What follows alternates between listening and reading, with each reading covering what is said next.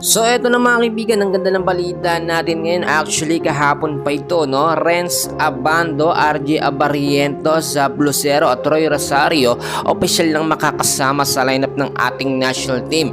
Panibagong sistema ni Coach Tim Con magpapanalo sa unang laban ng Gilas Pilipinas kontra sa Chinese Taipei. Well, kung bago ka lang, please huwag mo nakakalimutan na mag-like and subscribe. Maraming salamat po.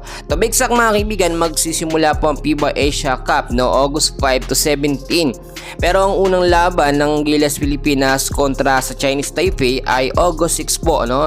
Alas 2 po yan ng madaling araw, Philippine time. At August 7 naman, 11 PM, Philippine time po yan kontra sa New Zealand. August 9 naman, alas 4 ng hapon kontra naman po sa kupunan ng Iraq. Pag-uusapan natin ngayon ba kaibigan, yung matalinong sistema na ginagawa nga po ni Coach Tim Con. Actually, nagsimula na rin ng practice ng Gilas Pilipinas kasama ang ibang mga player, do hindi pa naman kompleto, no, pero at least nakukuha ng Gilas Pilipinas at nagagamay na nila yung chemistry na sila po ay magkakasama. Ang current roster po mga kaibigan ng Gilas Pilipinas ay itong si Junmar Pajardo, si Japet Aguilar, Justin Brownlee, AG Edu, si Troy Rosario kasama yan. Hinabi ko na nga po mga kaibigan. Meron naman tayo mga player o mga backcourt player. Nandyan po si Scotty Thompson, si CJ Perez, at nandyan din mga kaibigan, eto nga po sinasabi natin na si Chris Newsome, si Calvin Optana. At may mga other player pa tayo na hindi pa naman sigurado kung mapapasama sa lineup. Pero may mga update, no, sigurado na.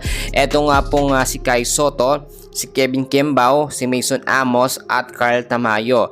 Mga kaibigan, para sa akin, eto na yung pinaka best pick ng Gilas Pilipinas para makasabay tayo sa magagaling na player nga po, no, dito sa FIBA Asia Cup. Bali sa Jeddah, Saudi Arabia gaganapin mga kaibigan. Ang sistema naman na gagamitin ni Coach Tim Con mga kaibigan, more on pagpapalakas po sa depensa ng ating national team. Marami ho nag-aabang, no, ng update about dito kay Renz Abando, and finally nag-grant na po ang request natin na mapasama itong si Renz Abando sa lineup ng Gilas Pilipinas. Marami na namang nagsasabi, sinama na sa lineup si Renz Abando, pero ang tanong kung bibigyan nga ba ng sapat na binuto o playing time ni Coach Tim Con itong si Renz Abando. Alam nyo mga kaibigan, kahit hindi natin sabihin, mabibigyan ng minuto itong si Renz Abando. Ilang beses na po napanood ni Coach Tim Con yung mga highlights na ginagawa ni Renz Abando sa KBL pa lamang, no? At napakalaki po ng potensyal ni Abando na makapagbigay po ng depensa kahit papaano. Hindi naman siya katangkaran, no? Hindi naman talaga siya sentro, pero kayang-kaya niya, no, na magbigay po ng depensa sa Gilas Pilipinas. Mabilis din siya mga kaibigan at alam natin maaasahan itong si Abando. Magkagayon man yung mga madadagdag pa na player, posibleng mga backup player lamang, no, ng Gilas Pilipinas kung sakali pong may ma-injured at may kukuhaning panibagong player.